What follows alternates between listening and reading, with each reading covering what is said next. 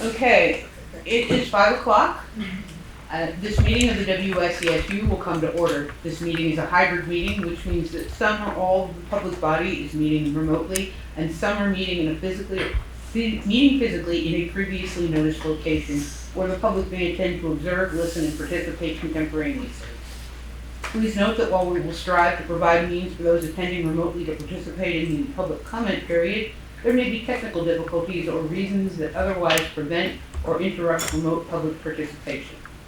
Therefore, it's important to note that the open meeting law only assures the public's right to participate and comment at a public meeting by attending at the designated physical location as posted in notice and agenda. If a member of the public or of the public body has technical difficulties accessing this meeting remotely, please alert us by email. In the event of a technical difficulty that cannot be resolved, we may continue the meeting if necessary to time and place certain. Please note that all votes taken during this meeting that are not unanimous will be done by roll call in accordance with the law. Thanks for sitting through that again, everybody. I would like to amend the agenda this evening. I would like to add a VSBA business voting member. This board needs to send somebody to the annual business meeting, and one of us is, I believe that she's already said heck no. Wait a minute, did you just use your hand and make a gesture? I'm just sitting here. It is. I'm gonna put all this under new business. Yes, thank you. And I, also during new business, I'd like to discuss whether we're going to put personnel for this committee on summer hours with the personnel committee, because Vernon is there. If we're not, then we'll figure that out later. And also, Tim had some great ideas about following up on things that we've talked about before, so I'd like to discuss that too. Do I hear any changes to the consent agenda? Yeah. There being none, I would entertain a motion to approve the consent agenda as presented. Thank you, Tim. Is there any discussion? All those in favor, please signify by saying aye. Aye. Any opposed or abstentions? Thank you. The consent agenda is approved, and I would like to note for the future that we will be approving a consent agenda this way as this SD board does and in accordance with Robert's Rules of Order. Okay, so we have nothing for finance this evening other than, for reasons which pass my understanding, I got a letter from Multiline and Bisbit at home indicating that our contribution this year will be $696,501. That's for insurance, and since I got it at home, I just thought y'all would like to be up that. I think that means you pay it. Stone's blood. Also, since we've done that, we're moving on to the administrative report. Mark has requested that we table the CIP review because we will be going over it so extensively at the board retreat. And I hope there are no objections to that. Smart. I'm sorry, what? Skipping our presentation this evening about the CIP review because we're going to go over it so extensively at the retreat. So super, everybody's in agreement. Take it away, Mark. Thank you, I appreciate that.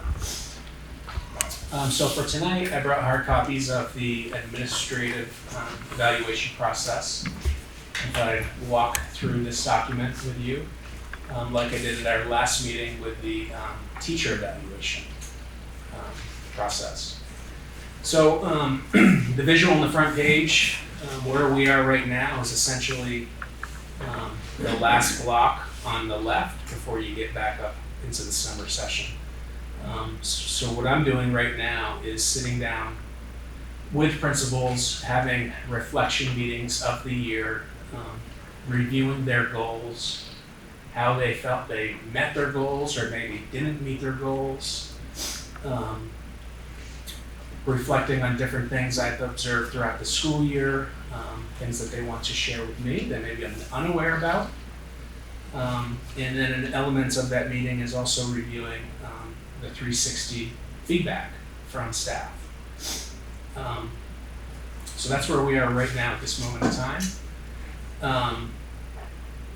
Many principals will come to that meeting with goals for next year, which is Recording great. in progress.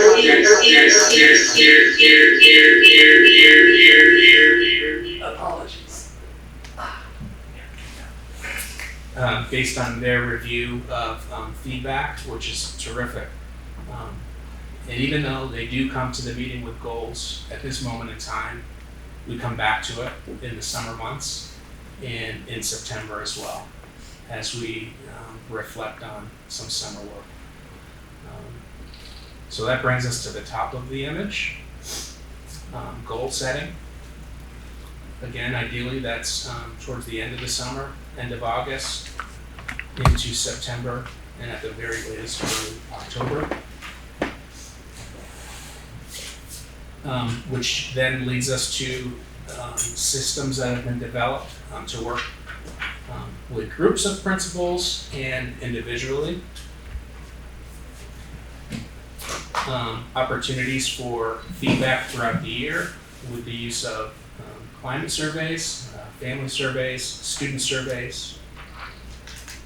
And then as we hit the spring, that triggers a 360 evaluation, which I have included a copy that we've used the past 2 years. So if you turn the page, on the back of the first page is just another way to look at that timeline. You'll see in the October to April range, I've identified systems that are in place for the work that we do, the collaborative work that we do. There's individual check-ins throughout the year. We have leadership meetings, full admin meetings, elementary principal admin meetings, BU6 campus admin meetings. So that's a balance throughout the year in terms of check-ins and opportunities for professional development and reflection. So our leadership meetings is one time a month. Our elementary meetings are 1 to 2 times per month. Our BU6 meetings are 2 times per month, every other week. Other opportunities to think about are how leadership council meetings are going, participation of school board meetings, the various committee meetings, and personal professional development, as well as leadership team and district professional development. And of course, community meetings as well as how are we engaging with our individual school communities. April to May, really this is the way it's gone the last 2 years has been May into early June has been the 360 survey has been conducted. And then from the beginning of June to the end of the school year, I'm currently having those reflection meetings with individual principals. Central office administrators, those reflections will take place after the school year ends, throughout the beginning of the summer. Next worksheet is the competencies of professional practice. I took these off of national standards for administrators, and you can see the categories that are covered that I believe are reflected in the 360 survey questions as well. But I will ask each administrator to do a self-evaluation on these competencies, but prior to our meetings. So that's also a large component of our reflection time. So again, overall vision for your school, school climate and culture, hiring process, supervision evaluation, management of curriculum and instruction, special education, our assessment system, the budgeting process, outreach and networking, system capacity, which is a big one with MLSS, equity, responsiveness, and then overall integrity. So those are categories that I've asked administrators to self-assess.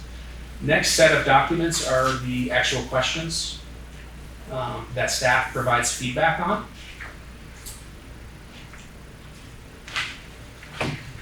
So you can see there's kind of a series of sections: educational leadership, leadership qualities, communications, resource management, and then an opportunity for general comment. And the very last document is where I ask administrators to self-reflect prior to our end of the year meeting. So they'll come to the meeting having done this self-reflection based on their experiences, feedback that they've received, and that's helps to be a driver of our reflection of the school year, and then thinking towards goals of improvement for the next school year. So, some similarities to the teacher evaluation process, but some differences as well. But that's the approach that I developed for last school year, and then have continued with this school year. One of my goals this summer is to kind of reflect on the 2-year process, and make some decisions moving forward, whether this is the right approach or whether there can be some edits or some changes. But I think that's important to do with everything that we do. That's the approach, and we're in the 2nd year of implementation of this evaluation.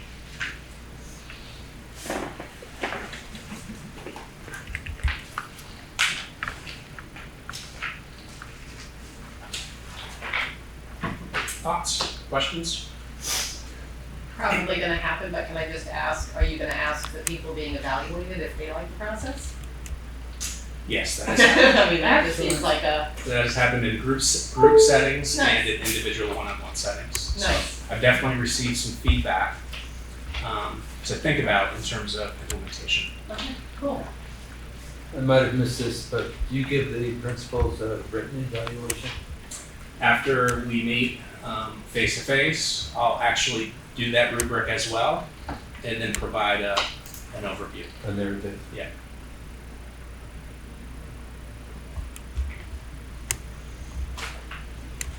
Feels like a pretty thorough process. I felt it's been a really engaging process for me. I've had some really inspiring meetings this spring. And to have that one-on-one time to really look at some data and also just talk about the challenges that administrators have faced, as well as the successes, has been a really cool experience. And I think I've grown personally, professionally, from this process as well. It's an amazingly comprehensive evaluation. Yep. At first, when I read the rubric, I was thinking, we're governed by policies. Where's an evaluation of how well they understand and adhere to policies? But then I saw that that's later on someplace in the maybe 360. Mm-hmm. I saw it someplace. But I would think that that would be an important part of the evaluation. Yep. Do you understand, like, the Title IX policy, and do you adhere to it? Yes, that's a good point. Sean? Would the challenges and the successes ever be codified so that, we could see what those two are? In other words, In terms of like a general, yeah, well, you just spoke about, individuals having challenges, and I'd be really curious, just on a general sense, to know, district-wide, is there a hierarchy of challenges?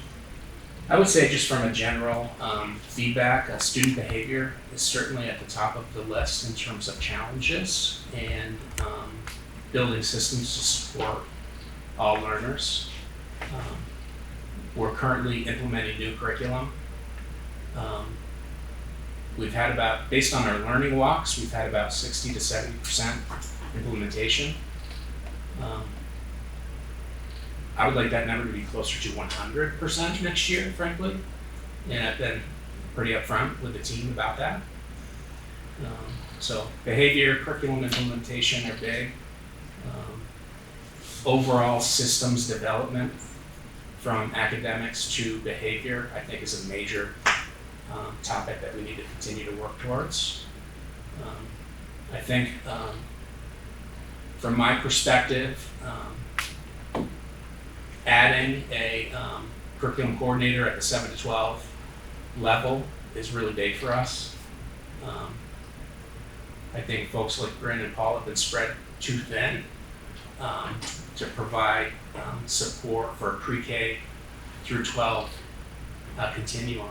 So being able to really dial in specific support next year from a central office level, I think is going to be really important. And also with that extra dedicated support, I would think and hope and expect that systems are better defined as we continue to do the work at the admin level. I have one follow-up. Absolutely. Have there been any challenges that have been expressed about facilities anywhere in the district? Schools, playgrounds, fields, just comfort of schools, physical comfort? That's a good question. I mean, this time of year, every year, there's complaints about how hot the classrooms are, which is to be expected. I think we get those the first couple of days to start the school year as well. I feel like that's a real plus of our school system. We've been on top of managing our buildings. I know the school that I'm coming from, Green Street School, is over 100 years old. And I think it provides still a beautiful experience for the student and family. In smaller schools like that, in terms of the building, there are some space limitations. Classrooms weren't built as large back then as they would ideally be now. But with the work of the finance committee, Frank's collaboration with myself and principals, I think we've really been able to target the student experience in a real way. Not that we're perfect, but we're in such a better position than a lot of school districts in Vermont. And I feel like when we do get feedback through the budgeting process, we honor that, and we look to implement those projects to better the experience. I'm very aware of how important that is. So, yeah, I appreciate the question. There's certainly areas in all of our schools that can be improved. But I feel like we're in really good shape overall.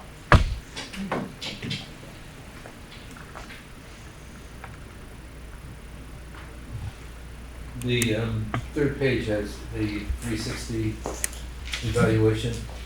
Has teachers, support staff, and admin, school board members. We don't participate in this, do we? No, school board members participate in my 360 survey. Oh, that's yours? Yeah. Okay. So teaching staff and paraeducator staff participate in the principal survey. Later on, under leadership qualities, I saw something I've never seen before in these things. Demonstrates an appropriate sense of humor. So do you have them tell a joke? No, I don't do that. Hey, Kim. Yeah, he does say that. I think that goes to just the overall culture of your school and how people communicate with each other and work together. inappropriate sense of humor can go, can be really bad. Yeah. Pretty quickly. Same with teachers in the classroom.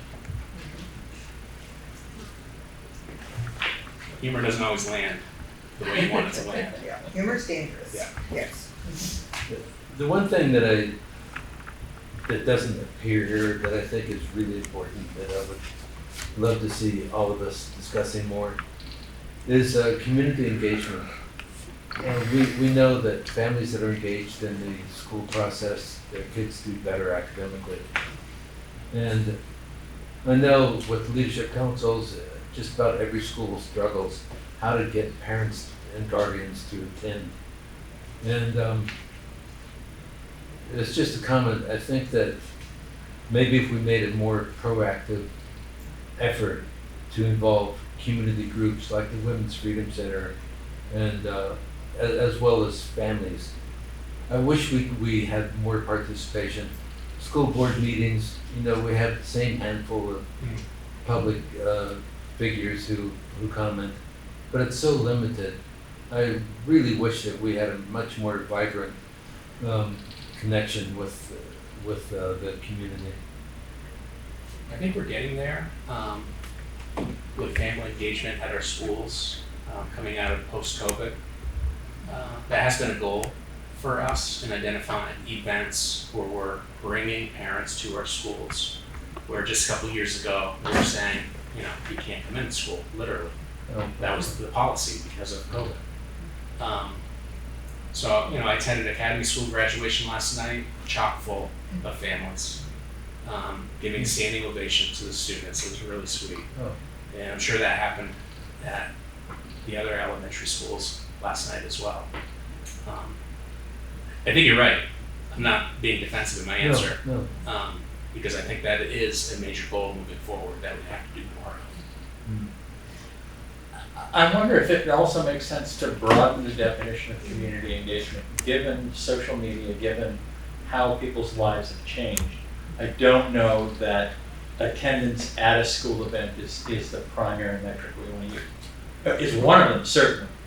But I wonder if there are other ways we could gauge what's the social media connection out there of families. From a parent point of view, there's a difference between knowing and being happy with what's going on and actually attending some of the events, right? As a parent, as long as I feel like I'm aware of what's going on, I'm happy with how things are going, I might not go to a LC meeting or a school event, but I'm still engaged. Yeah. But then I think I would also broaden it to, it's not just if you go to a school board meeting or an LC meeting, like, go to a play, go to a track meet, go to a basketball game, go to a band concert. If those were all empty, we've got a problem. But they're all packed full. Yeah. So I feel like, parents, again, I'll speak as a parent too, I can't make every single meeting, but I love walking into a band concert going, I should have gotten here earlier. Because to me you got community engagement, and you've got people after the band concerts who don't have kids in the school. But I'm thinking more about academic performance. I know Sean has read it, the Panorama survey had the comments by over 400 comments from family members. We don't know what percentage of families this is, that 400 out of how many households, we don't know. But there are some themes that came out of that. Several comments, give them more homework, be more academically rigorous. That was the first time I'd heard that, and I read it on the forum.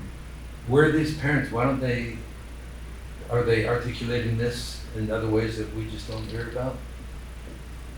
And not just what we should do, but complimentary, there's a lot of very positive comments in those comments too.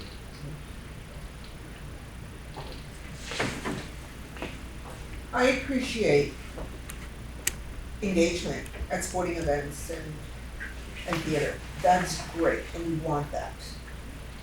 In addition, I would think you want people zooming in to these meetings, to board meetings. And there was a period of time, given the topic that was at hand, that we ultimately could never address, but people were zooming in, there was no doubt about it. Now you don't see anybody, I think relatively speaking. I think lower participation rates at board meetings Yes. is a good sign. I agree. I agree. think that Well, they yes, trust the okay. process, Okay. things are running smoothly. Yeah, right, It's right, not drama, Yeah. it's, we got this. right, Don't need to go to the board meeting and yell at people. right. Yeah, different perspective on what I just said, yeah. Yeah. And I was talking to someone last night at the Dummerston reception. And she said something about what happened at a board meeting, I don't know, 2 sessions back. She wasn't there. And I commented on it. I know she wasn't there.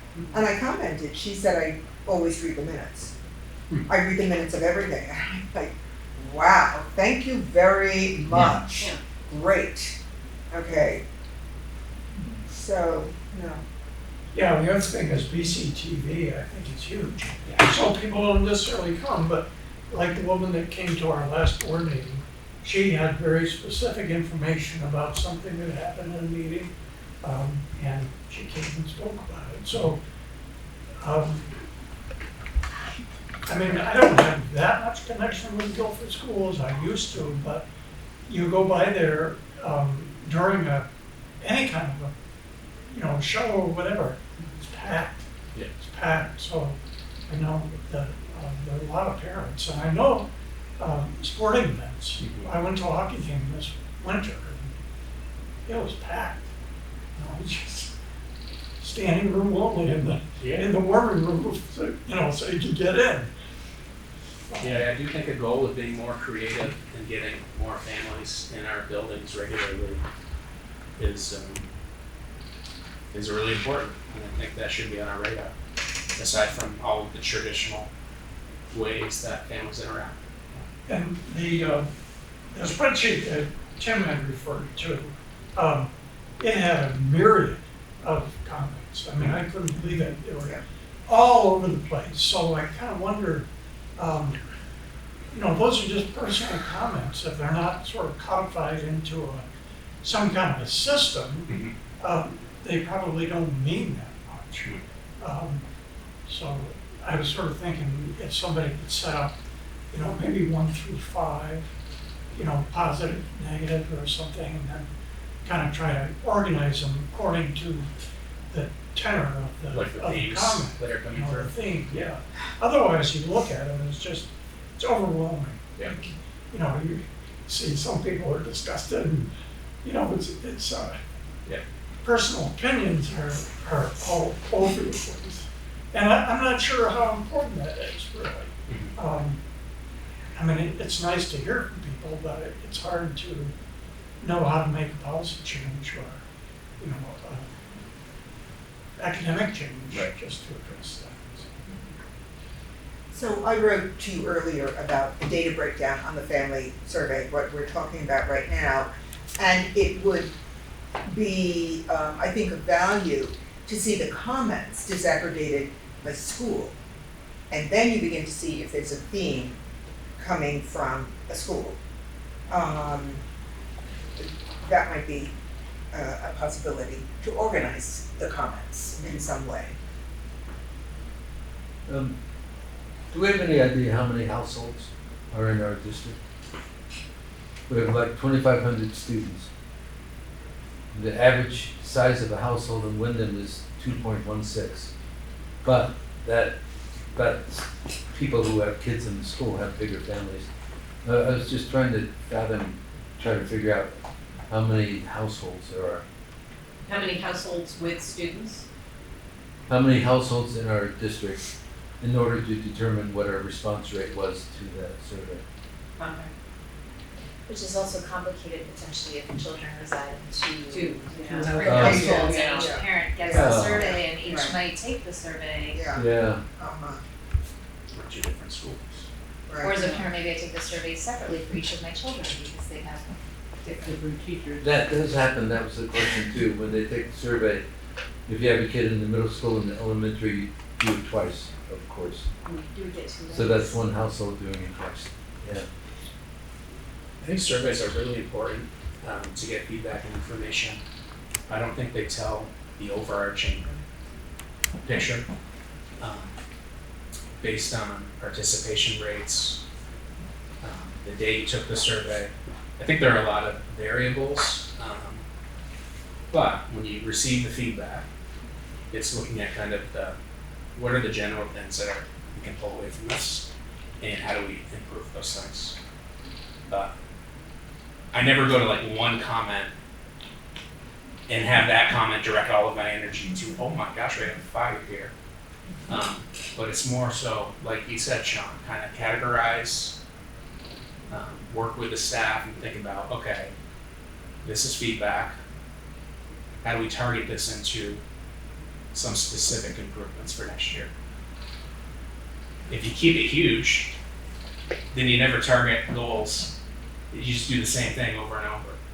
But if you can see one theme or two themes that come out, and you turn that into a specific goal for your school, there's nowhere to go but up, in my opinion, if you actually do the work and focus on that goal. That's how I've always approached every school year. Yeah, it looked like the response for that survey, the panorama was like 450 or something. Is that a typical response rate? I'll have to look and see what prior years. I don't know. Let me look at that. But getting back to principal evaluation, I know I'm not alone. I think we have really strong principals. I really admire them. So I imagine that when you have a conversation with them, you focus on an issue like how to improve reading scores or something, not really their performance. And along with that conversation would come a large question about how do you become an instructional leader? Mm-hmm. For sure. Yeah, it's a huge question. Absolutely. And you do that by developing systems that put teachers in the best position possible day in and day out. So the trick is refining those systems based on what you learn year in and year out. What do you mean by systems? Like master schedule, curriculum implementation, intervention time, allocating your resources in an efficient way. That's responding to student need, EST systems. So in effect, how the teacher does their job. How the organization functions. Yes, and Yeah. that in the teacher, right. Yeah. And All all of the elements. other people. And There's all like of the so other, many okay. other people Yeah, in the building too that support Yeah. like the classroom teacher Yeah. in the classroom doing, teaching a group of kids. There's like a million other things that have to work like flawlessly and seamlessly and collaboratively together to make sure that, all of the students in that class are accessing the different types of supports that they need in a responsive and like timely manner. Yeah, and that hub is the teacher that does the outreach and says, this is what I need in my classroom. I think like at this time of year, you evaluate, use student data, use the climate data that we've received, reflect on the systems and get feedback from teachers in regards to the systems, and then try to build a better one for next year. And it's not just top down from the principal, it's a principal with stakeholders helping at the school level, helping to facilitate getting that information and then creating those, so we're not creating, but adding or taking away from those systems to work more smoothly next year based on student data ideally and behavior data. I was thinking about your question, Deborah, and I had this image in my mind. I attended the pre-K open house at the new Brattleboro Early Learning Center last week, and I was very lucky. I got to go way up in the tower and look at the old clock that is supposedly still functional. I have pictures on my phone, but it's like all of these intricate gears that are working together, and Rodney Holland, the facilities manager, was showing me, how they reset it. And there's literally buckets of stones underneath that help reset and weight the clock and swing the pendulum. But I'm picturing those gears in my mind, and when you're asking that question, like it's the teacher, or it's the schedule, or it's the behavior systems, I picture it like that clock, because it really is all of these little things working in consort. I think that's my perspective to make it run. And so yes, I'm the teacher, and I might be excellent at teaching math to the 20 students in my class. But if I have a student who has a medical issue, or a learning difference, or needs something different in my classroom, or there's a behavior blowout, or we have a fire drill, like these are all systems that we want developed in our schedule. And if the master schedule isn't set up to have the right resources coming into my classroom at the right times to provide those levels of support, the gears aren't working together. And then that feels like that job of being that classroom teacher becomes so much more difficult. I think similar probably for the administrator who's in charge of running the thing, but you could never do that all by yourself. And so investing the energy to have the systems to make it all run smoothly together is kind of the metaphor I was thinking of. Well said. Sean, in answer to your question, 450 in 2022, 430 in 2023, 555 this year. So pretty consistent, really, very consistent. Yeah, and a We're on bump up nice this bump, year, a quick bump. an extra 100 responses this year. How many was it this year? This year, 555. Oh, I see. Because the responses from, the personal responses were in the 450s. Yeah, so that's great. That's great. Are we good? Yeah. Okay, new hires, resignations, retirements. Okay. We have one resignation, I'll start with that. Jason Goldsmith from the Career Center. I would entertain a motion to accept the resignation of Jason Goldsmith with regret. So moved. Thank you, Deborah. Is there any discussion? All those in favor, please signify by saying aye. Aye. And there are no no's or abstentions. Thank you. Okay, we have 6 new hires. Eva Basin, ML teacher. Tara Sullivan, BUHS special educator. Laureen Perlston, our new Canal Street position. Lauren Pearlstein? Lauren Perlstein. Okay, no, because I know her. That's what I was She asking. was subbing in Guilford when, Emma took a leave. So she used to be the librarian in Putnam. Yeah, So, she's been, yeah. been on it. She'll be our new pre-K teacher for the Brattleboro program. Meg Changari as an SU math coach.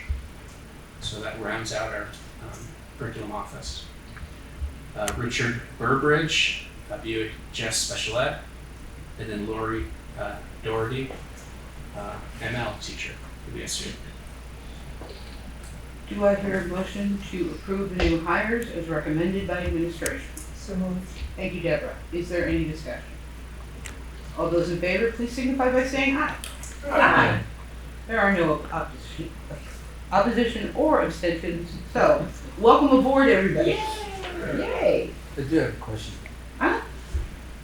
One of the applicants was reapplying for his same position. What's that about? Because I forget who it was at the high school. They said that, oh, I'm announcing the rehire of so-and-so. Why are we approving if it's already done? I don't know background on this specific one, but it could potentially be somebody who left the school district and then is now coming back from another school I see. district. Or Yeah. could they've had a 1-year position and now it's same position, but, I think actually that's it. I exactly, think so that was a that's 1-year the- interim yes, and now yes, it's. and it's a I rehire. see. Rehire. That's what I. But really interesting backgrounds. It just makes me sorry that the board can't interact more with the staff. Because, you know, their backgrounds are so interesting. It's, whenever we do have chances of meeting the staff, it's always a really good experience. Wish we had more of those. Okay. We are done with the administrative report. So moving on to new business. First thing, we need a voting representative with the VSBA. I believe it's a Zoom only meeting, it's for their business meeting. I'm looking for a volunteer. It's October 17th. Thank you, Deborah. It's not on the same date as the VSBA conference. They pulled it out this time. So it's a Zoom only. Thursday, October 17th at 6 p.m. Prior to that meeting, on September 12th, the VSBA proposed resolutions will be presented in a prep session. Also Zoom. Also Zoom, and that's a 1 hour Zoom from 12 to 1. That's not prerequisite to the business meeting on the 17th. It's, I think, informative, telling you what the VSBA proposed resolutions are. I was the voting delegate last year. It was during the conference itself, at the end of a very long day. It did not feel good to anyone doing the work, coming out. We were exhausted. And then it was a celebratory dinner and student performance. So we calmed down. However, it was a very, very long haul, and those of us who were the voting delegates missed the opportunity to network and to talk to other board members and superintendents. I think with lots of comment and criticism, they pulled it out. So it's October 17 at 6 p.m., Zoom only. So I'm hearing we need somebody with experience in this. I think you do. I think you do. And I do think that experience is gained by doing the job with support behind the scenes. So, excuse me, let's spread it out. Let's spread out the good cheer. Is this primarily a finance meeting on the 17th? No, it's you their referred to. Is this on the It's their business resolutions? meetings, it's I'm sorry? resolutions that they need to bring to the legislature. No, but there was on the 17th, October 17th. You said- No, they call it the business meeting, but they mean the business of Oh, resolutions, it's not financial. Otherwise, I would definitely have volunteered you like almost immediately. right. No, that's why I asked for clarification. We could actually say, oh, it's a misnomer. It is the finance meeting. Oh, Sorry about that. I think we goofed on that one. Do But- we yes. meet prior as a board? I think I've done this in the past, I can't remember, because it was a while ago. But I remember we would bring the resolution to, all the resolutions to the board and say, okay, board, how do you want me to vote? Did we do that? No, we did not We last did not? year. Okay. No, we did not. You threw me Okay. to the wolves. Okay, Yes, okay. you did throw You me came out back. there. I did come back. I'm resilient. Yes. You fought off the wolves. Yes, exactly. Like a rubber band. Yeah. Yes. I remember having a conversation though, because there was something about pre-K. This goes back years. This was like, we want universal pre-K, and I remember us down here going, we don't have space. Like, or they wanted to be they were not proponents of home-based pre-K.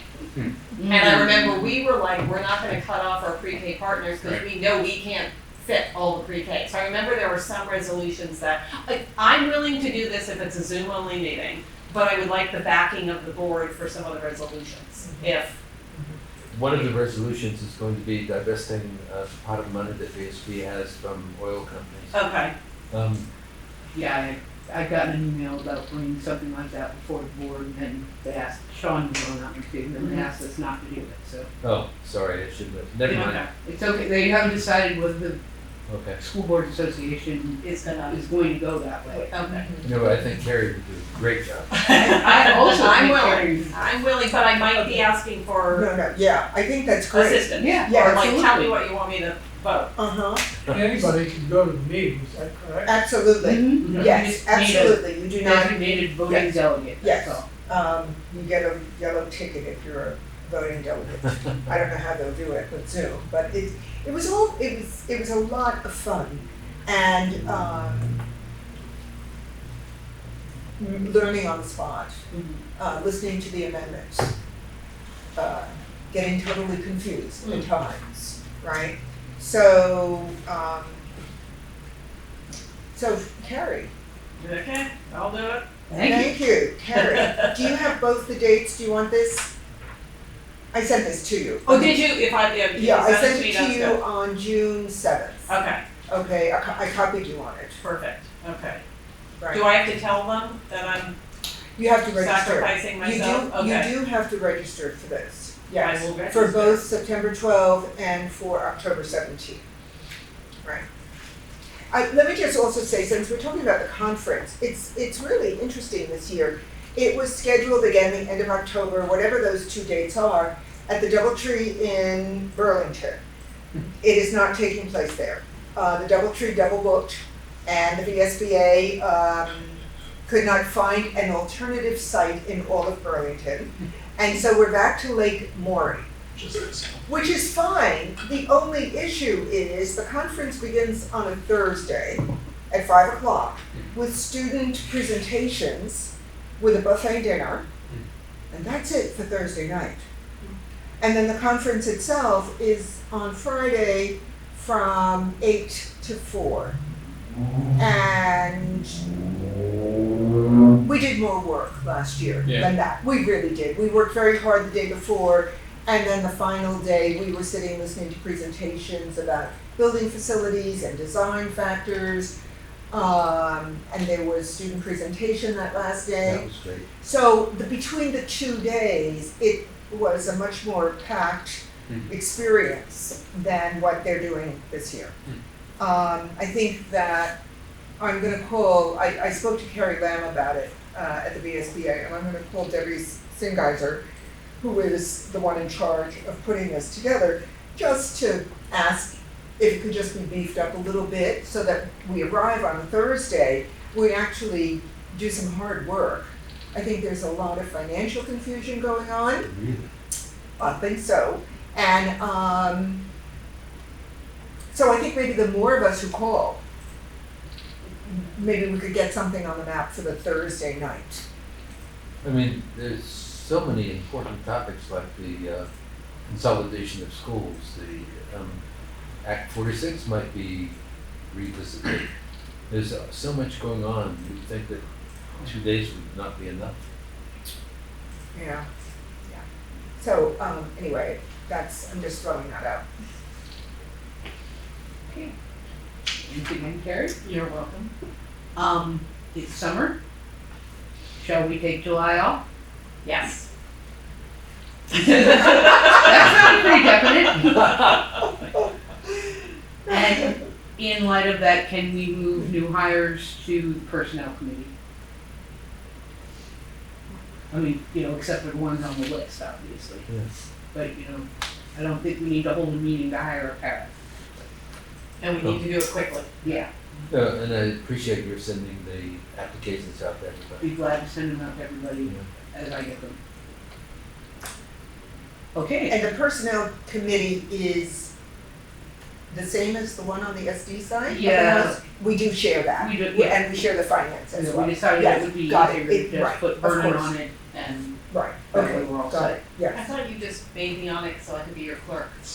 No, I like you around, it's because, eventually I'm going to keep you in a closet in my house. Okay, you just got your reward, Carrie Hamilton, and that is to be a voting delegate on the VSBA. So I Okay. move that during the 7 months, the personnel committee be authorized to make hiring decisions. Thank you, Kim. Is there any further discussion? All those in favor, please signify by saying aye. Aye. And the ayes have it. Now, the last thing on the revised Can agenda. I just ask one Yes. question? Do we need to do the same thing for finance, for the SU, on the SU side of the house? Is there anything that's gonna come up in July?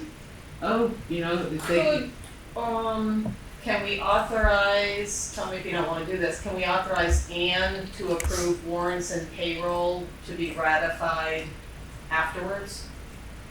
I don't know, that's what Vernon does, we just say Walter can approve. Makes sense.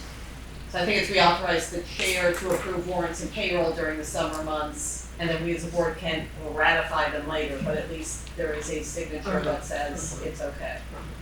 Is that, do you hate that idea? I do not Sorry, hate I swung that that idea. on No, you. I do not hate that idea. I move, hold on, I just went to the wrong section. I move we authorize the chair to approve warrants and payroll during summer months. Does that work? Is there any discussion? All those in favor, please signify by saying aye. Aye. And the ayes have it. And the very last thing we have is I got an email from Tim, and he had a really good idea. From Tim. That's me, I had a good idea. He had a good idea. I know, as strange as it seems. Are you the only one who got the email? Yeah, it was Oh, okay. a chair kind of email. Okay, oh, well. At least it wasn't a you did a rotten job kind of email. We've got a lot of presentations, and in addition, we have made requests for different kinds of information. And one of the things that Tim suggested is we might like follow up to some of those things that, particularly if it was a challenge that we were asking about. And what I thought, just a thought, is by say July 30th, maybe July 15th, you guys could send me requests for things you would like follow up on, and I can send them along to Mark, and he can have follow up for us at our August meeting. Do we like this idea? Can we improve on this idea? What do you think? My only concern is I could make a huge laundry list of, I'd love to know. Yeah. But that's not what the board wants to know. So how do you keep it? That's a good question. Is it the will of the board? Should we all do that, have the laundry list go to you, and then we all meet to say, yeah, we like all of that.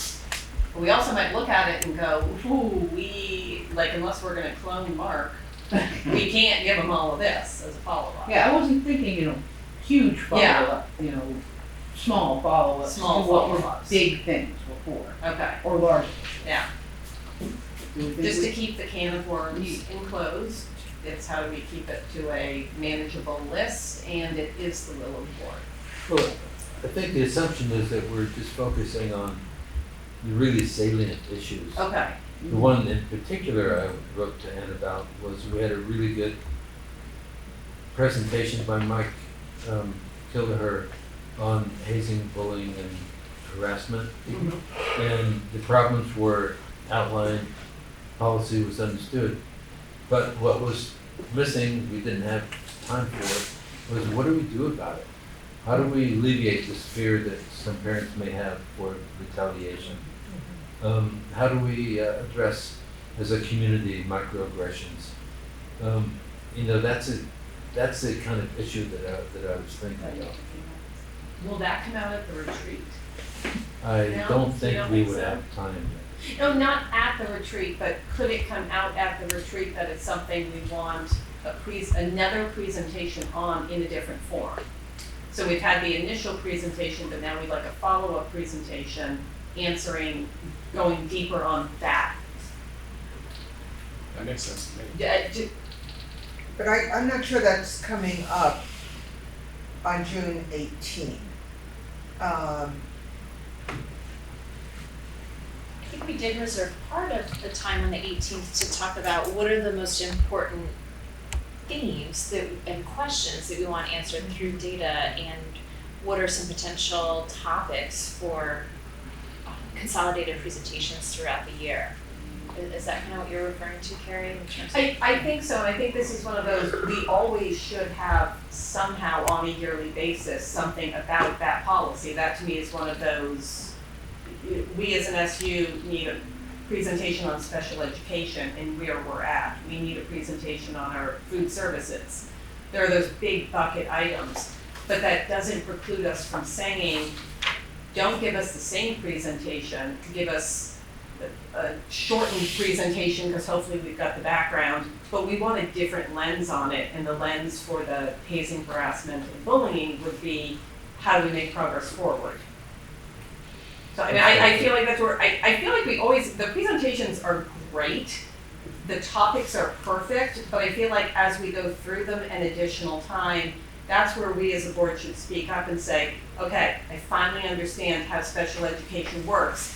Now I want to know that, like take me forward. Don't just give me the same basics. That's It's just like we want to tweak the focus of the presentation, and I feel like that would be a great one where it's like, okay, we've gotten your presentation, but now we want to know this. So this is the question to answer for us. Can I just share one thing?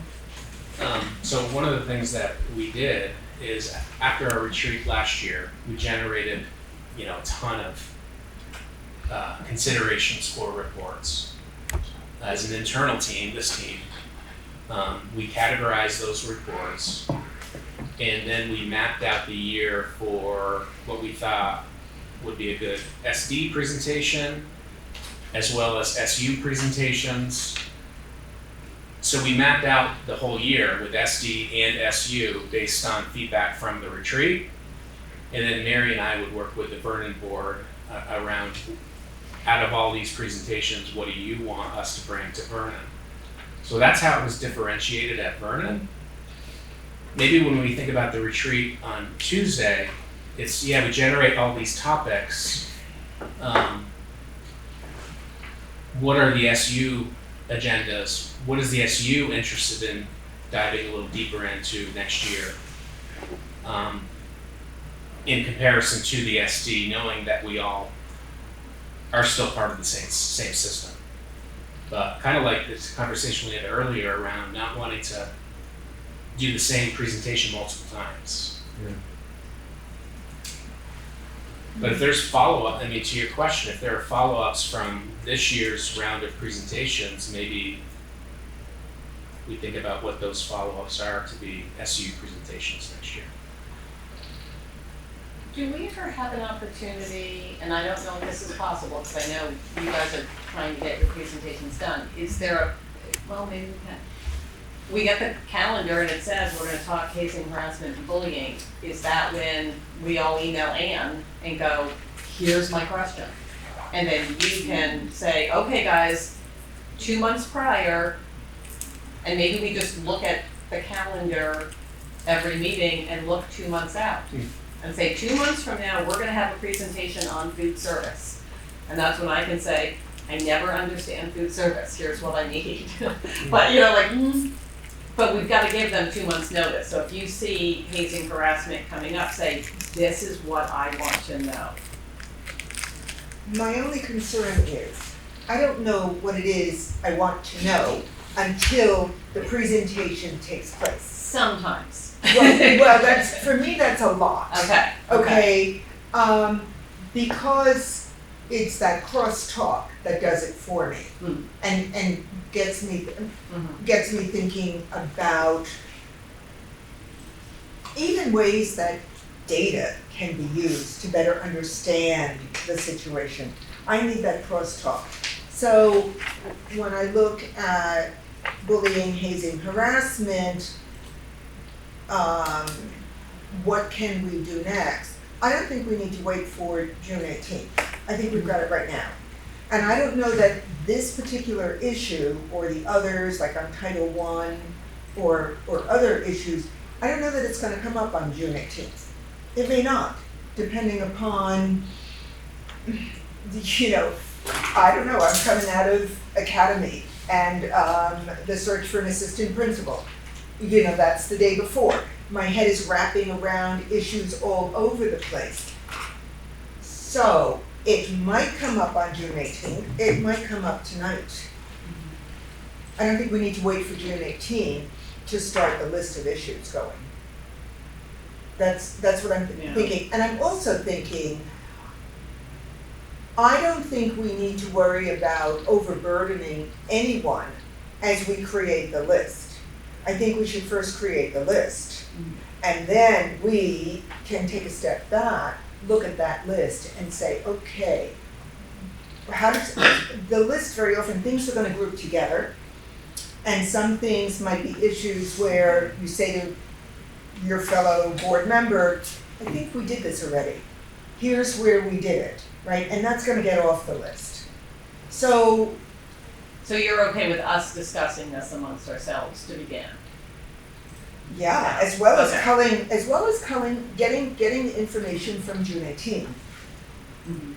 But I don't think we need to wait for June 18th to do it. I also, am I supposed to always, I guess I am, supposed to always keep in mind the distinction between the SU and the SD? I guess I'm supposed to, but there is this overlap that takes place, and we know that, and we are experiencing that. We experience it on the policy side of the house, right? And I think that we need to do some legwork about how we all fit together. So, And again, so that we don't have that overlap on a calendar with presentations going to 3 different boards. one of the things that we do have that we're collecting by the end of the day on Friday is the opportunity for board members and admin to share their essential questions to be answered through presentations next year. You've probably already shared some ideas. Not yet.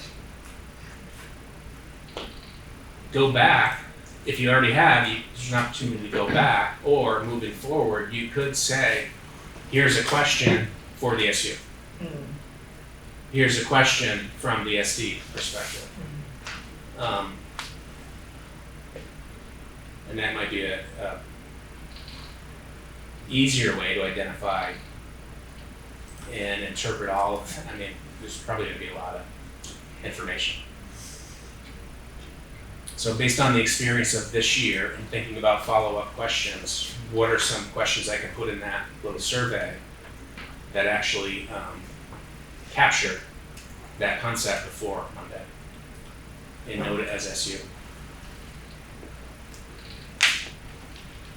So since we're talking about this presentation on bullying, harassment that Michael Kelleher gave, and he gave it, I believe, in an SU meeting. So then my question is, why is that an SU issue and not an SD issue? Or Vernon? Or Vernon? I mean, it's an issue for every school. Yeah. Yes, but I know that food services, transportation, that's how my head wraps around the SU, special ed. But not exactly for hazing, harassment, and bullying. So why is that on the SU side of the house and not on the SD? The SD is the operation of the schools. I would say it's on all sides of the house in Yes. terms of the work that we're doing. When we developed the calendar, we chose the SU as the platform to give that presentation.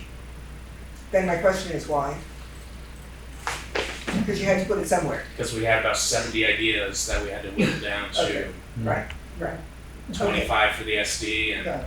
That to me is one of those opportunities that I wish we could figure out a calendar where that's the night all 3 boards come together. I think so. Yeah. I You think know, we do need like to do that. that's you get Vernon and the SD Mhm. together, and you have that Yeah. single presentation. That to me is one of the big ones. That would be a great joint meeting if we can figure that out. And maybe we want to do that planning on the SU side of the house, since we are all represented here, and attempt to work out that calendar. yeah, maybe like 3 times a year. You get a handle on that? That would be great, yeah. Mm-hmm. So.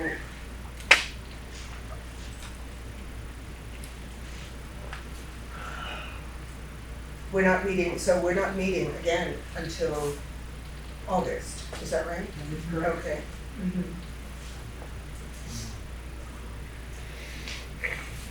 That is a good idea. That would eliminate a lot of the redundancy. And if you're presenting to the SD and Vernon, you don't need the SU, so. It'd be an innovative thing to try, something new. Yeah. And just the dynamic of having everybody together, that'd be a really cool thing. As a takeaway from the retreat as well. Okay. Increased colleagueship. So, have we decided that we do or do not wish to do any particular follow-up for, like, you wanna hear about hazing, harassment, and bullying? Is there anything you'd like to add to our next meeting, or are we gonna keep working through this till we figure out a way to keep the follow-up going? Because, I mean, when it's our meetings, we meet once a month, so if you give a presentation, it's reasonable to ask for an update at the next meeting, obviously. In August, Mhm. I would like to follow up with hazing, bullying, harassment in preparation for the new school year, to generate ideas on how to start off the school years with maybe to hear from the administration about how they're tackling it. Fully reasonable. Are we more or less set? I think, I agree with that. I think that's a big issue, and it's a big issue that actually is facing our schools. And, it might be nice just to focus on that for a bit. Paul, when is the next youth behavior risk assessment? Happens in odd years, so it'll happen next February, January, February. We haven't seen the 23 results yet. We got 21 results. When is it happening again? I'm sorry. So the youth risk behavior is given, survey is given every other year on odd years. So the next one will be January, February 25. Got it, okay. Do the results come from the AOE? It's run by the CDC, so there's some processing that happens there, and then there's some initial results, and then eventually we get SE level results. Could you tell them to hurry up? Yeah. Tim, can you just verbalize your follow-up on HHB? Oh, Just so I got it. in August to hear from the administration about strategies to address hazing, bullying, and harassment, Thank you. and maybe generate new ideas. Maybe the community would participate. Careful. And Many of students. these communities' ideas about handling hazing, harassment, and bullying involve hazing, harassing, and bullying the bullies. So, and they've been doing that since I was a child, hadn't worked yet. I don't mean our district, I mean education in general. So, Yeah. Legacy.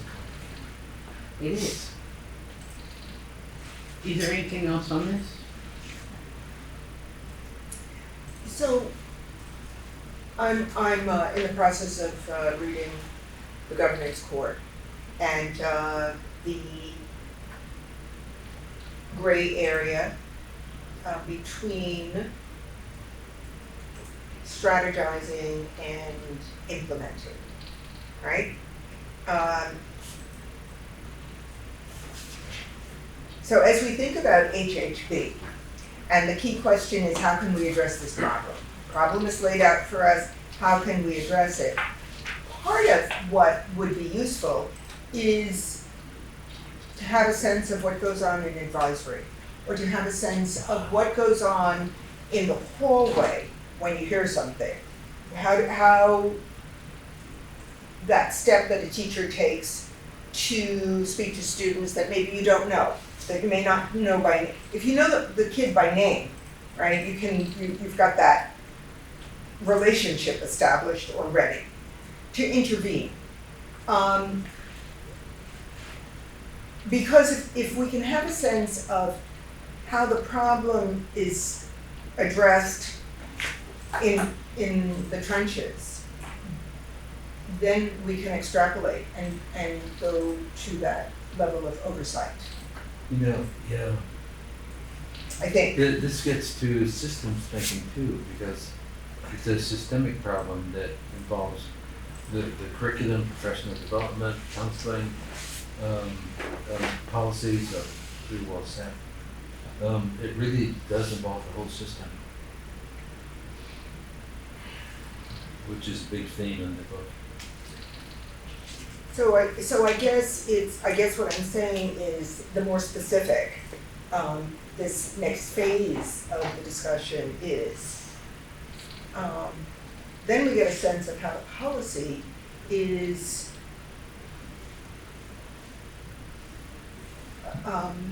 working to correct the problem. Mm-hmm.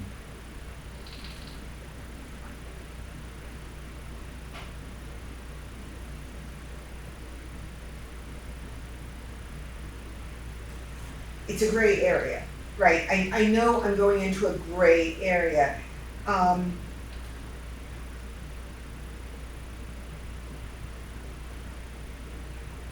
But this particular issue is so difficult to deal with. And it can't be dealt with conceptually. It has to be dealt with in a very concrete way, I think. Because it's abusive behavior, anyway. I'm maybe floundering a little bit, but we were talking to Elaine Pickney today, and there are sections of the book that goes into that steps over a line sometimes, and goes from governance into implementation.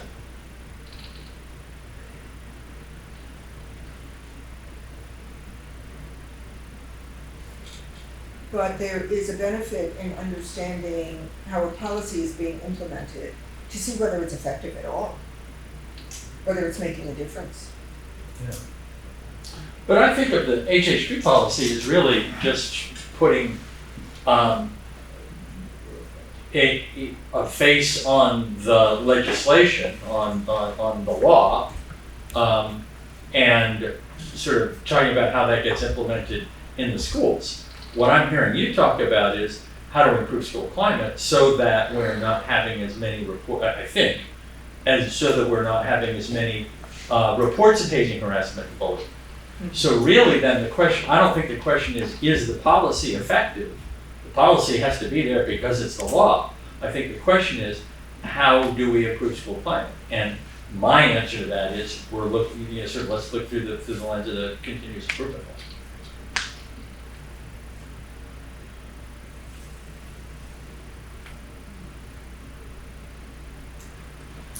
That's the implementation piece that's our plan for how things are going to improve. So like, what is the goal? What data are leading us to make these goals? And then what specific actions can we try and implement? And then what are we gonna measure in the short term to see if we're reaching those goals? When you said the policy, I had a look at my face because I was really trying to think about when I see folks in schools really doing this climate work and really addressing, obviously the policy is holding there as kind of the North Star of that, but I really think it's the daily and weekly and annual data that's driving the work and the action steps and the systems that are being developed. And so it's almost like the policy is there to hold it, but it's really like, what are we doing on a daily basis to really, support climate for students and support our systems when kids make mistakes or make bad choices. Yeah, and I sort of go back to one of the things you said at the beginning of the meeting, is that different groups of people all working together to support each other to try to have better outcomes. And, that certainly could be true with bullying. And, communicating among all the staff, and then, it's almost like if you do that, then there'll be as much of a resolution as can possibly be. And we're not gonna make it go away 100%, because that's human nature, but working diligently the way you described, I think is a good place to start. It's almost like maybe the ask for I think it's August 13th, the next meeting, is what are our multi-layered systems of support for our social emotional learning to help address issues of HHB and Title IX. And so what are we doing globally in advisory and for all students to build that climate? And when that's not enough, what are the other avenues and supports that are happening? And very specific to hazing, harassment, and bullying. Very specific to that, which is related to school climate, but more specific. Really to a certain kind of behavior that's taking place.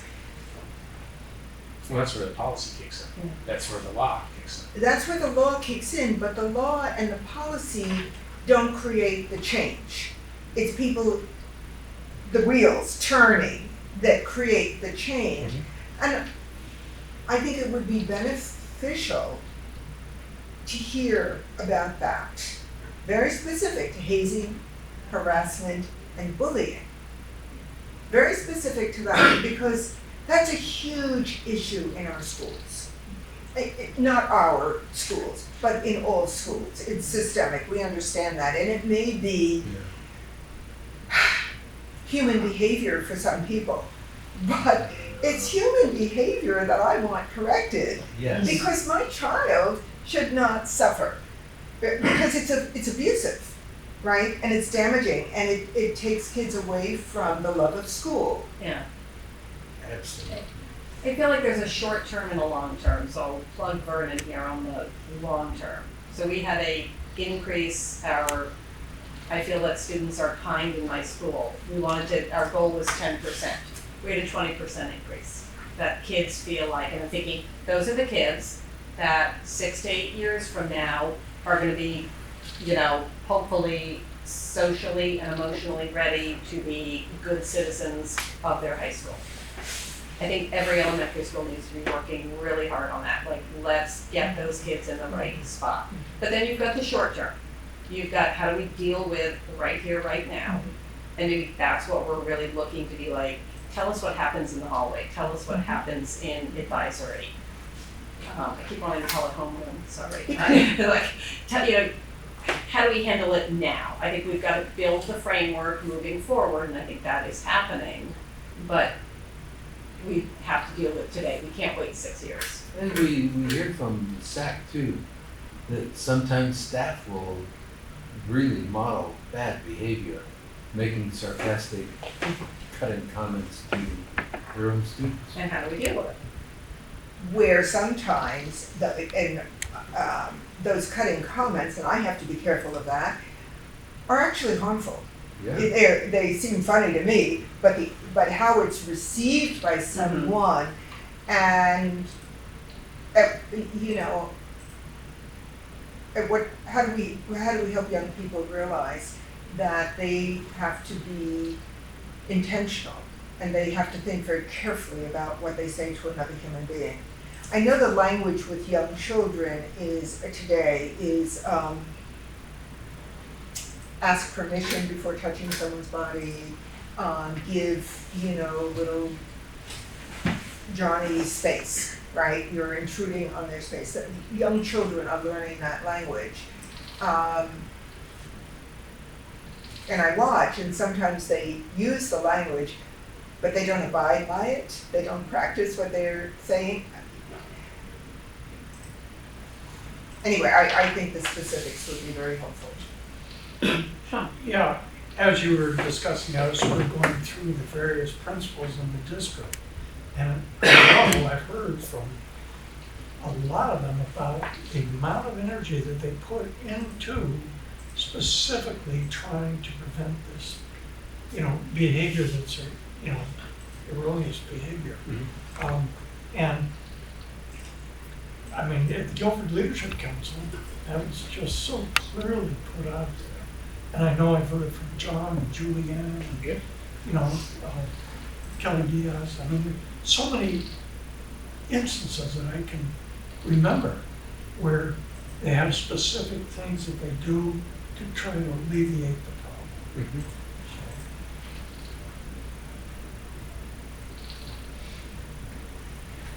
Well, this is a prelude to the next time we talk about this in bullying, correct? I guess so.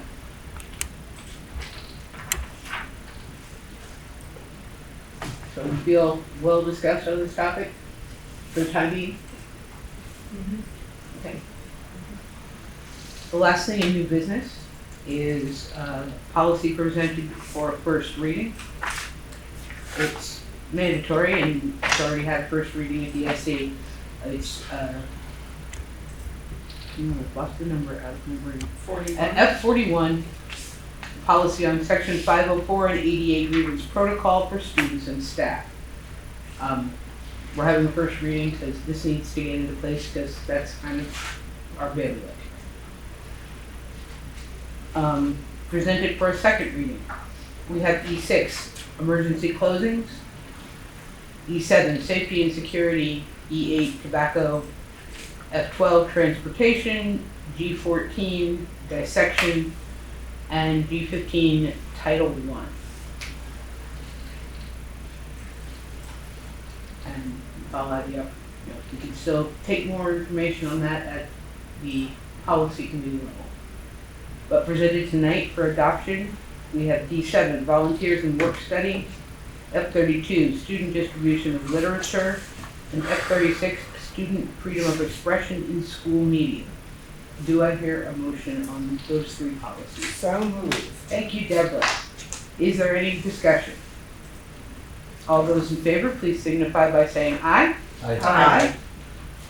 The ayes have it. Moving on, we're plowing ahead. I don't see any public, so I guess we don't have any public comment on non-agenda items. Is there any other business that anyone would like to bring before this board? As a reminder, I keep the other business open in case there's anything someone would like to bring up. We can't take an action, but we can schedule it for another meeting or ask for information or anything like that.